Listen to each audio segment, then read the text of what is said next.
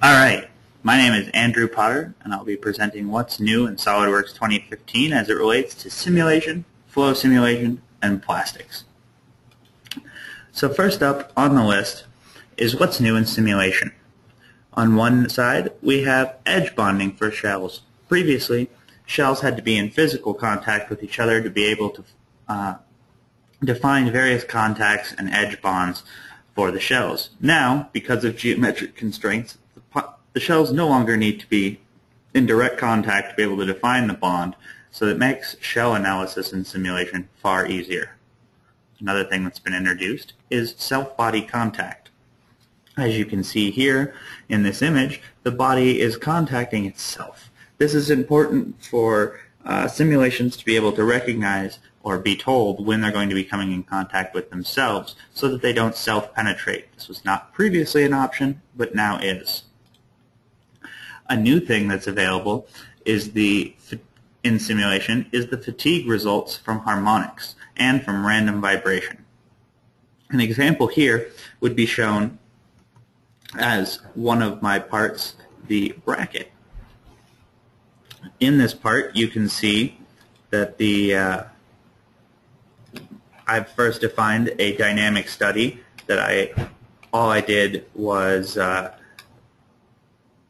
vibrate it using a load that is frequency dependent, as can be shown here.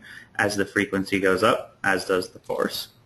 And so I took that load, I ran the study, and I put that into a fatigue result, where then loading that study and running it for a cycle 800,000 times, I asked it, what kind of life can I expect? And it told me what kind of cycles, where my minimum and my maximum, and my load factoring of where the part has more or less load. All of this is available now with 2015.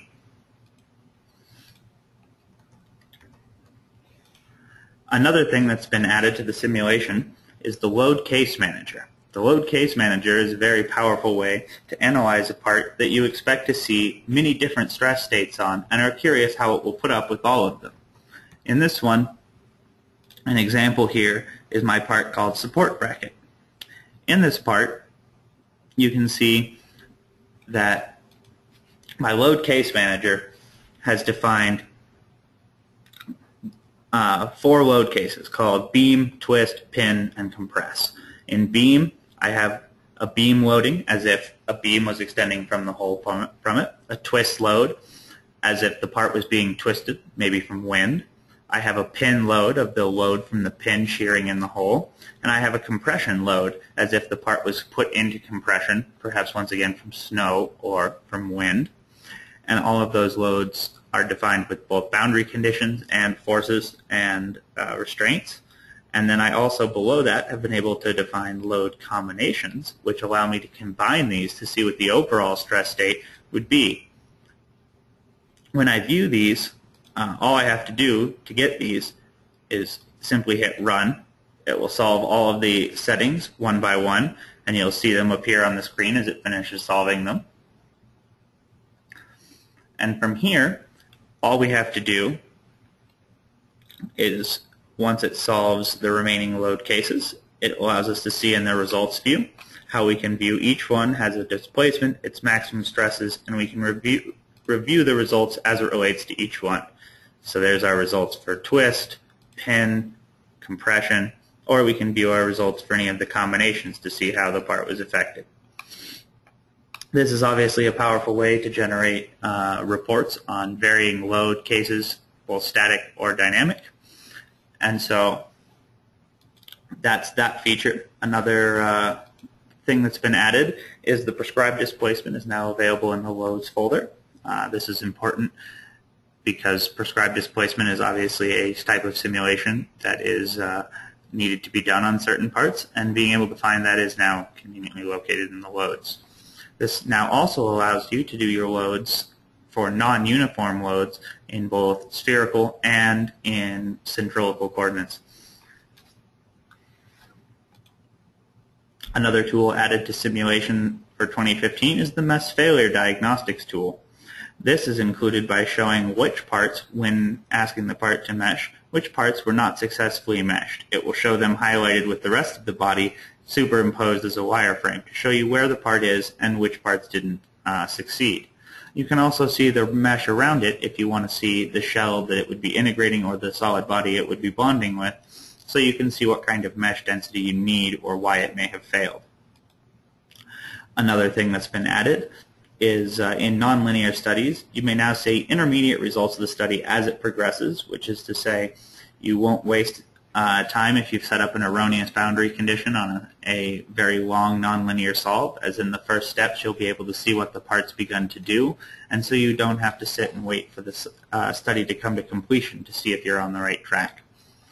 Once again, added to nonlinear is the cyclic symmetry ability. This shown here is the blades of an impeller, and it shows how on this one, instead of analyzing the full assembly, you can analyze just a pi wedge and get much more detailed results for the same computational power.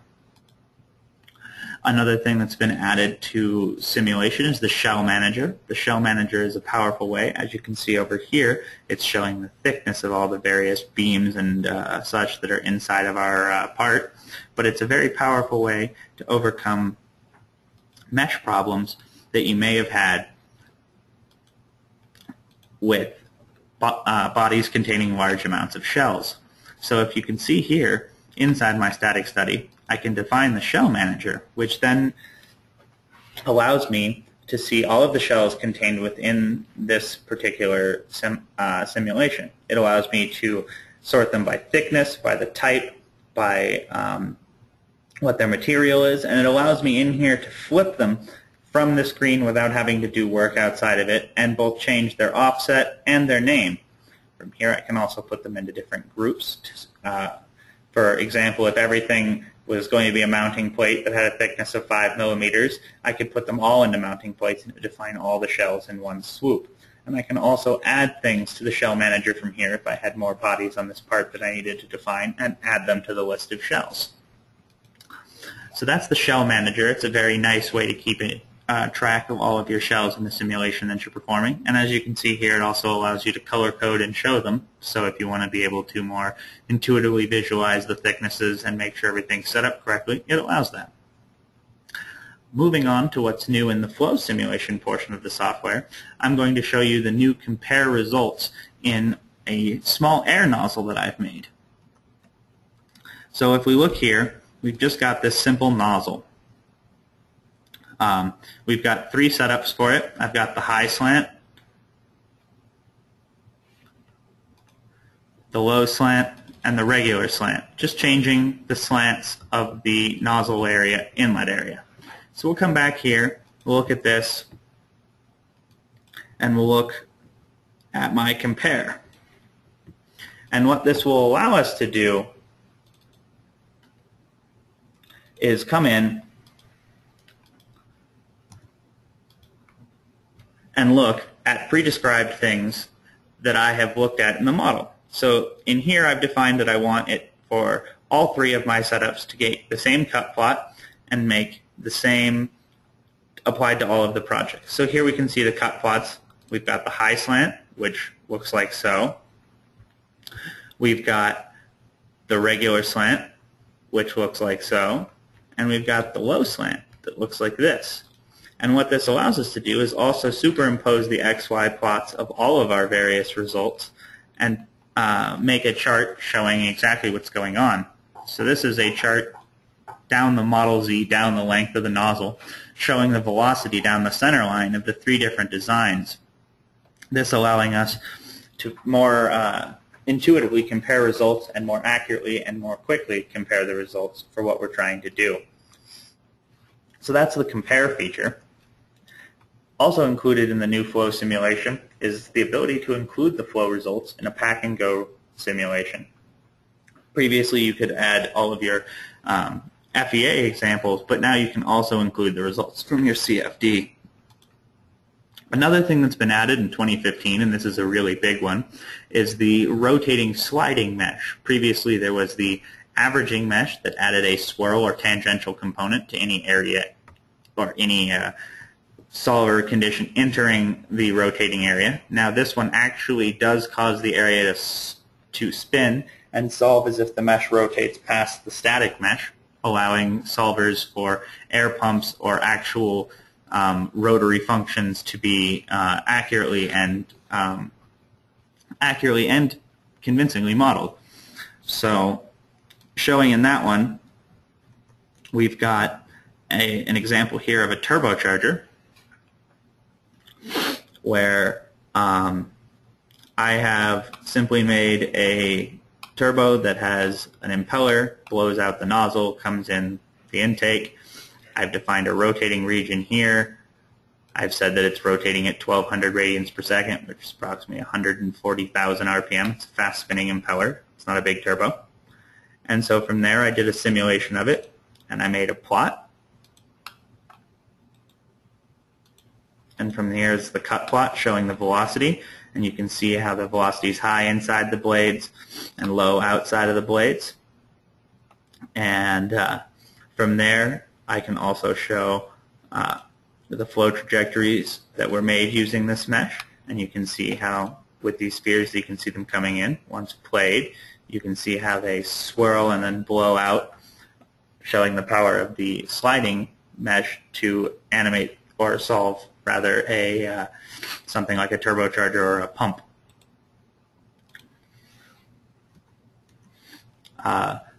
That's it for the flow simulation. Moving on to plastics. Plastics now has support for eDrawings, allowing you to send out results and things like that to other computers that may not have support for or may not have plastics installed but would still like to see the results. You can save them out as an eDrawing and make sharing them much easier.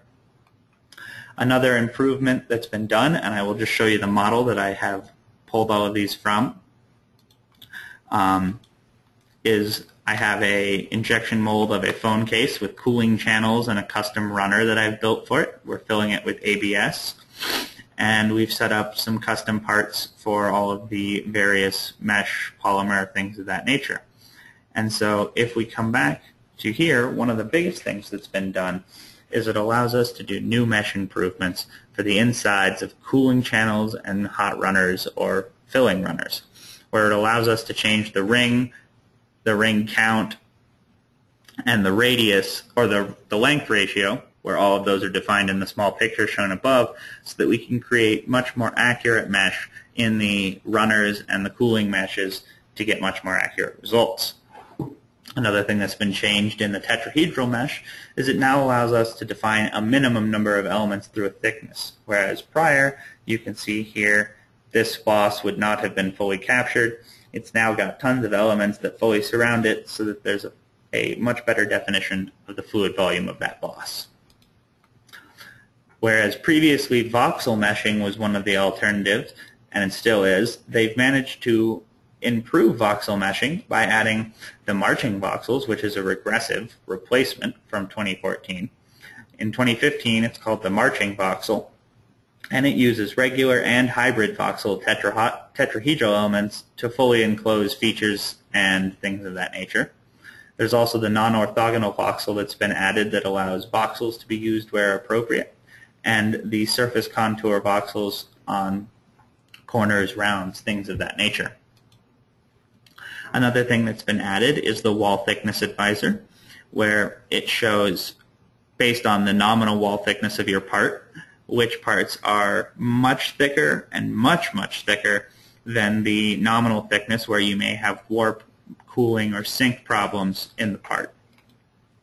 Another thing that's been added is the venting pressure analysis. This can be shown here, where the vent pressure is very high at the back of this part because air has been trapped in the mold, which would result in blackening, diesel, charring, destruction of the mold, things that you want to avoid.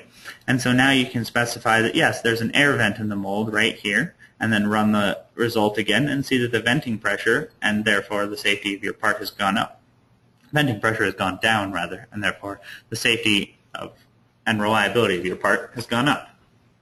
Another thing featured in plastics is the ability to create, analyze symmetrical runner setups, where in this we have a small knob. We can analyze the T, the cruciform, or the pentastar version of cyclic symmetry. Another form of symmetry that it allows is planes of symmetry like this Lego brick here. You can do the S, the H, the T. You can do tricyclic. You can do this one here where it's the tri but also mirrored along each tri. So there's tons of symmetry that you can analyze and set up while only having to analyze one of the actual runners.